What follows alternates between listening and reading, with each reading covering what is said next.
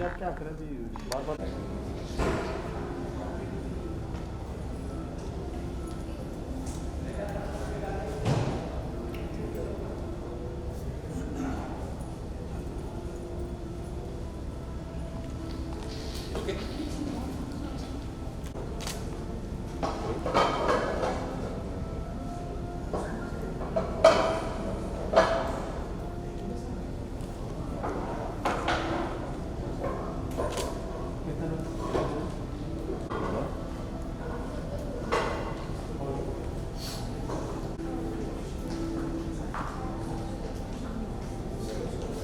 Sorry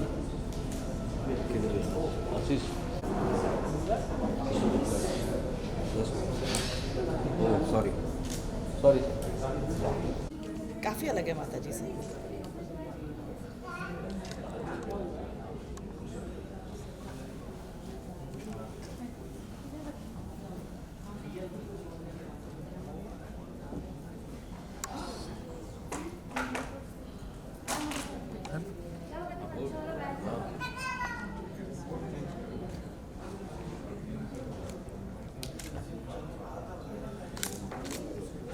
thank you. अभी तो सबके साथ लॉन्ग टाइम हो गया भाई। हाँ। 2-2 साल आराम से।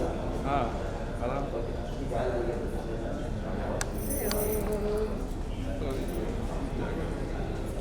या अभी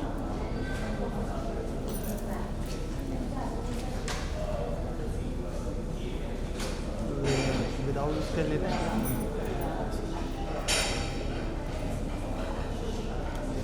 डिफ़ॉल्ट ना ये इसमें लो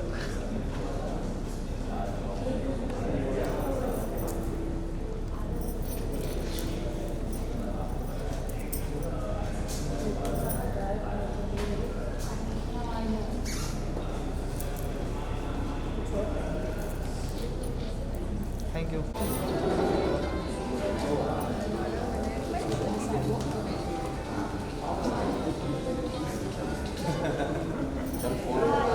बाद में बात करते हैं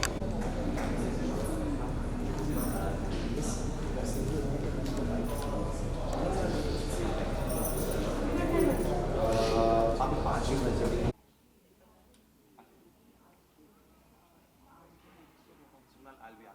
Sure, sure. I'll be honored.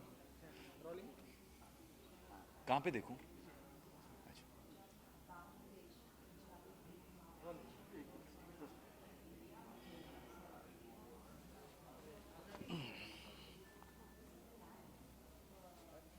आ रहा है ऑडियो? Audio check? गुड?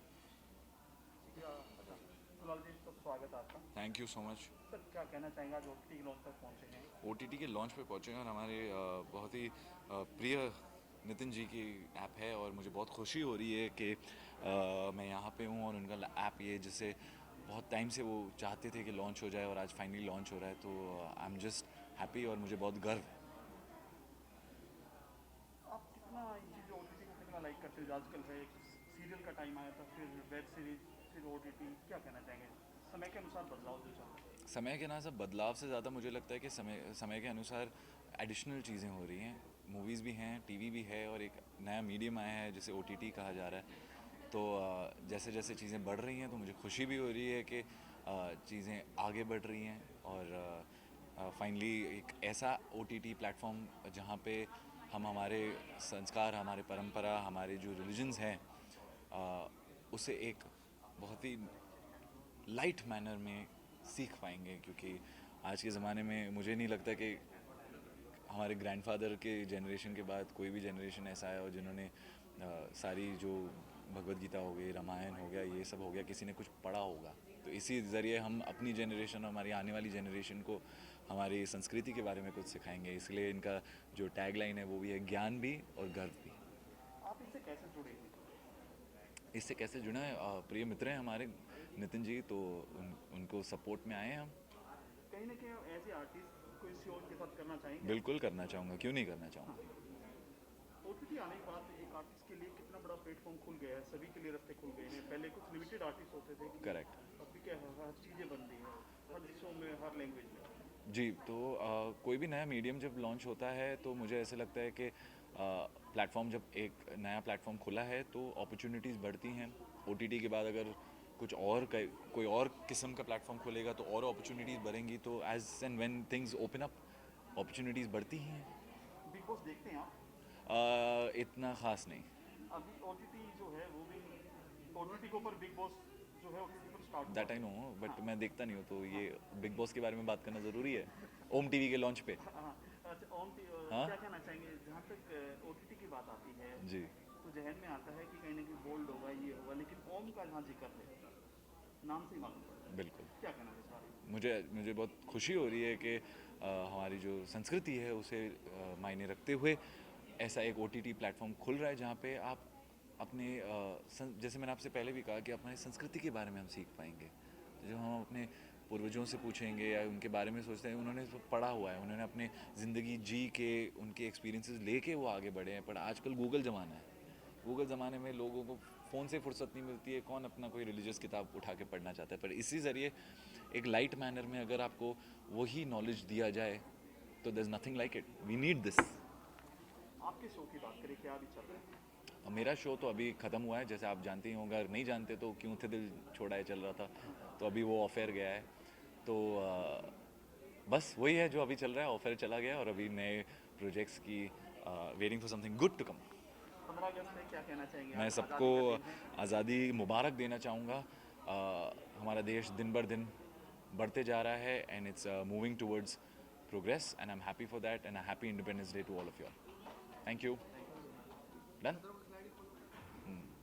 नहीं, थैंक यू।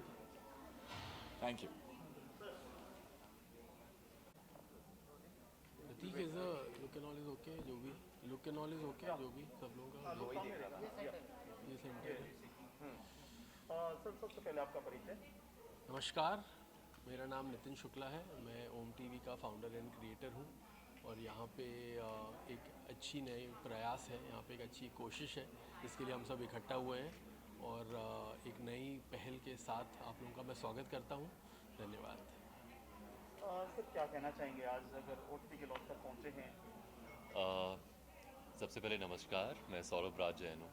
आज इंडिपेंडेंस डे भी है, तो आप सबको बहुत बहुत शुभकामनाएं।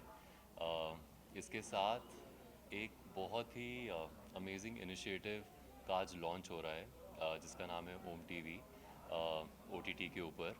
तो मैं इनफैक्ट नितिन जी से कुछ चीज़ें पूछूंगा क्योंकि मैं भी जानने के लिए बहुत उत्सुक हूँ। मुझे थोड़ी बहुत चीज़ें पता चल चुकी हैं क्योंकि मैं उनसे बात कर चुका हूँ, लेकिन आई थिंक आपको इसके बारे में विस्तार से बहुत कुछ समझने को मिलेगा। तो आप पहले मुझे ये बताइए नितिन जी कि ओम टीवी क्यों? बहुत अच्छा सवाल है सौरभ। ओम टीवी अगर ऐसे सोचें तो बहुत ही हमें कहीं जब हम ओम सुनते हैं तो हमें एक थोड़ा माइथोलॉजी, थोड़ा पुरानी बातें, ऐसा Religious, रिलीजियस पूरी बात समझ में आती है। हाँ। लेकिन आइडिया ओम टीवी इसलिए है क्योंकि Om is omnipresent, omnipotent and omniscience, हर जगह ओम है। हर कल्चर में, चाहे हिंदुइज्म, जैनिज्म, बुद्धिज़्म, सिखिज़्म, सब में ओम है जी। और ओम सर्वज्ञ है। तो एक ऐसा प्लेटफॉर्म जब हम एक सनातन कल्चर के लिए लेके आ रहे हैं तो उसका नाम ओम टीवी से बेटर कुछ नहीं हो सकता था जो सबको इनकैप्सुलेट करे। तो इसमें जो सारी की सारी हमारी जो रिलीजियस सेक्ट है, मैं रिलीजन नहीं बोलता हूँ, मैं हमेशा उसको बोलता हूँ कि the way of life. Hinduism, Jainism, Buddhism, Sikhism is way of life, Right. It is not religion. For us religion, there is no concept of religion, it was always duty. Dharma is duty. तो एक क्षत्रिय का धर्म क्या है? सबकी रक्षा करना। ब्राह्मण का धर्म क्या है? सबको ज्ञान देना। वैश्य का सबके लिए बिजनेस करना, खाना पीना व्यवस्था करना, और शूद्र या फिर जो हमारे जो बाकी जो हमारे सेक्ट हैं उनके सबकी सेवा करना। ठीक है, तो सबका इक्वल है, कोई ऊपर कोई बड़ा नहीं है। जो सेवा कर रहा है और जो ज्ञान दे रहा है सब बराबर है। Women empowerment, everything. सो हम उस लेवल पे हैं। तो जब हमारी मॉडर्न इतनी सोसाइटी थी उस समय, तो क्या हम आज इस मॉडर्न सोसाइटी को वैसा रख सकते हैं? मॉडर्न सोसाइटी में हम वो पुरानी बातें सारी ला सकते हैं और वही लाते हुए हमारा ये प्रयास है ओम TV. I think Nitin ji ये बहुत ही अमेजिंग इनिशिएटिव है। इसके साथ आप मुझे ये बताइए कि इस प्लेटफॉर्म के ऊपर आप इसको कैसे देख रहे हैं कि ये कौन सी ऑडियंस को केटर करेगा या किसको अट्रैक्ट करेगा? What do you think? So my first primary audience is my children, Okay. is the kids, the Okay. future generation. Because कहीं ना कहीं जो हमारी फ्यूचर जनरेशन है उनको इस पे गर्व होना बहुत ज़रूरी है। और जो जो भारत का केंद्र रहा है वो हमेशा ज्ञान रहा है। भारत को हमेशा लोगों ने ज्ञान की नज़रिए से देखा है कि यहाँ पे ज्ञान बहुत है। वो ज्ञान हम कहीं ना कहीं भूलते जा रहे थे। वो ज्ञान कहीं ना कहीं वो इतना उसके ऊपर जो अपना प्राइड है वो हम लोग खोते जा रहे थे और पाश्चात्य संस्कृति को अपना रहे हैं, जो अच्छी बात है। एक अच्छी चीज़ हमें बैलेंस तरीके से होना चाहिए, but you should be proud of your culture. Right. So, can we tell them the good stories of our ancient culture to the kids? Can we tell them the values to our kids, to the future generation? Our shows will talk about it कि जो पुराने लोग हैं वो अपने experience share करें बच्चों के साथ, और वो बच्चे देखें कि यार ये ऐसा कुछ है। उनके लिए संस्कार, हम लोग बच्चों को नहीं बोलेंगे आओ बेटा तुम्हें संस्कार सिखाता हूँ, नहीं, but can they learn something Imbibe from something. storytelling? And kids love storytelling, so I have animation content for them because we have to talk in their language. तो उनकी लैंग्वेज में बात करते हुए उनको हम एक ऐसा प्लेटफॉर्म दे रहे हैं और ऐसी ऑडियंस को जनरेट कर रहे हैं ताकि फ्यूचर जो हो वो अपना सिक्योर हो। तो Okay. मेरे लिए टारगेट ऑडियंस या फिर जो मेन ऑडियंस है वो द किड्स हैं, और यूथ ऑब्वियसली रहेगा क्योंकि मॉडर्न कॉन्टेक्स्ट में है, सब लोग अडेप्ट कर रहे हैं, और ओल्डर ऑडियंस तो उनके लिए है ही, but mostly I would say kids are the is my. I think this is amazing. और मेरी इनसे बात हो रही थी तो आजकल के लिए किड्स के लिए हीरोज़ अगर हम देखते हैं या पूछते हैं तो बोलते हैं आयरन मैन, किसी के लिए सुपरमैन, किसी के लिए थॉर, किसी के लिए फलाना। लेकिन हमारे इंडियन संस्कृति में अगर हम देखेंगे तो इतने सुपर हीरोज़ के भी बाप हैं एक्चुअली। तो अगर हम वो वाली स्टोरीज़ देखें जैसा कि ये बता रहे हैं तो हमें बहुत कुछ ना सिर्फ सीखने को मिलेगा बल्कि वो जो हमारे जो सुपर हीरोज़ हैं वो भी हमारे लिए कूल बन जाएंगे। Correct. So that is what I think your intention is. Absolutely right. Cool बनना बहुत ज़रूरी है. Om should be cool. When I was speaking to Saurabh also the other time, he asked me very relevant questions कि why Om, right? And what you liked was कि Om is cool, right? So right. Om should be cool. If we can adapt a V sign or a thumbs up or whatever, why can't we have an Om?